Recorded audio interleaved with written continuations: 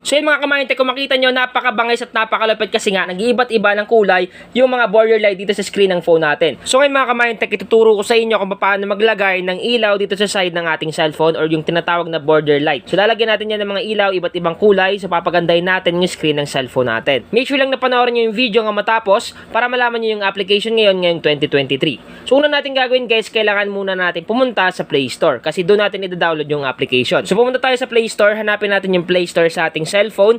Once na makita na natin, click lang natin yan. Then pag nag-open na yung Play Store, pumunta naman tayo sa may search bar or search engine sa taas. So eto yon, click lang natin. Then i-type lang natin dito yung pangalan ng application. So i-type natin yung Edge Lighting Border Light. Yan yung i-type natin, uulitin ko. Edge Lighting Border Light. Once na ma-type nyo na yan, i-search lang natin. Para ma-search yan, tap lang natin itong magnifying lens sa baba. Click lang natin to. Automatic guys, lalabas yan sa pinakaunang result. So eto siya. Minsan sa ibang device lumalabas siya sa pangalawang result or pangatlo. Pero kadalasan sa unahan. So ang gagawin natin, i-click lang natin to. Ito yung hanapin natin sa Google Play Store.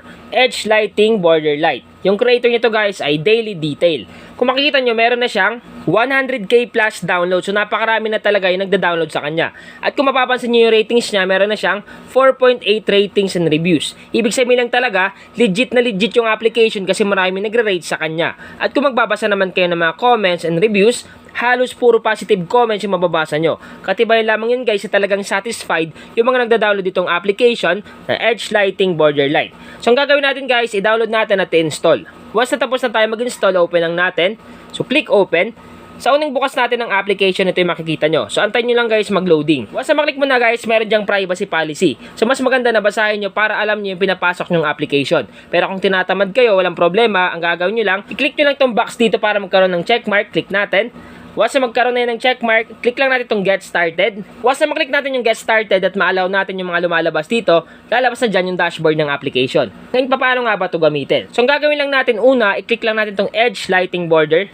Click natin yan. Once na maklik na natin yun, ito yung lalabas. Nakalagay dito, Edge Lighting, then Wallpaper. So ngayon maglalagay tayo dito ng ilaw or yung tinatawag na border light sa gilid ng screen ng phone natin. So para makapaglagay tayo, i-click lang natin itong Edge Lighting dito. Click Edge Lighting. Once na maklik na natin yung Edge Lighting, dito naman tayo mapupunta. Sunod natin gagawin, i-on lang natin itong Enable Edge Light. Always display over other apps. So ang gagawin natin, i-turn on lang natin itong button dito sa katabi ng Enable Edge Light. So click lang natin itong button. Once na maklik mo na yung okay, mapupunta tayo sa may display over other apps. So madadirect tayo dito. Kaya nanapin naman natin dito guys yung pangalan ng application mismo. Once na mahanap mo na yung pangalan ng application, which is Edge Lighting Border, i-click mo lang to. Click lang natin. Then i-allow lang natin dito yung Allow Display over other apps. So click lang natin itong button dito. Once na ma-turn na natin, i-back lang natin siya. So back natin. Ngayon for the second time, i-on ulit natin itong Enable Edge Light. So click ulit natin sa pangalawang beses. Then automatic guys, may mapapansin ka na dyan na meron ng ilaw dito sa may border light or gilid ng screen ng phone natin. So napakabangis talaga. So ngayon i-back lang natin siya.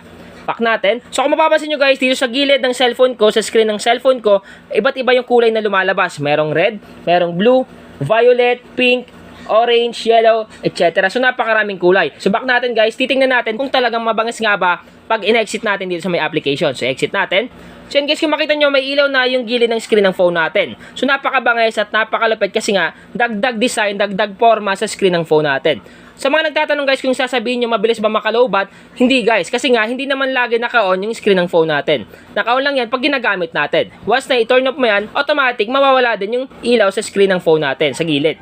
So ngayon pag tinurn on mo, lalabas ulit siya. So kumbaga dagdag lang forma or astig kasi nga magkakaroon ng ilaw dito sa may mga gilid. So talaga magiging mabangis yung itsura ng screen ng phone natin. Lalong-lalo na kung naglalaro tayo ng games, merong ilaw sa gilid at nag-iiba-iba. Talagang napakabangis at napakalupit nitong ating bagong application ngayong 2023. Ngayon guys, susubukan ko patayin yung ilaw at titingnan natin kung talagang mabangis nga ba na walang ilaw habang ginagamit natin yung cellphone natin at naka-activate itong application para magkaroon ng border light or ilaw sa gilid ng screen ng phone natin. So turn up ko muna yung ilaw namin. So yun mga kamayente, kung makita nyo, napakabangis at napakalupit kasi nga nag-iiba't iba ng kulay yung mga border light dito sa screen ng phone natin. Kung mapapansin nyo sa mga gilid na yan is parang tumatakbo yung kulay. Habang tumatakbo yung kulay guys, nag-iiba't iba at nagiging kulay blue, nagiging kulay green, etc. So guys, napakabangis at napakalupit. Once na madilim at gumagamit ka ng cellphone mo, halimbawa nag-Facebook ka, pag nag-Facebook ka guys, automatic dagdag din forma kasi nga merong border light or ilaw sa screen sa gilid ng phone natin. So sana guys nakatulong tong vlog ko ngayon. Once again naman, PH, thank you and God bless all.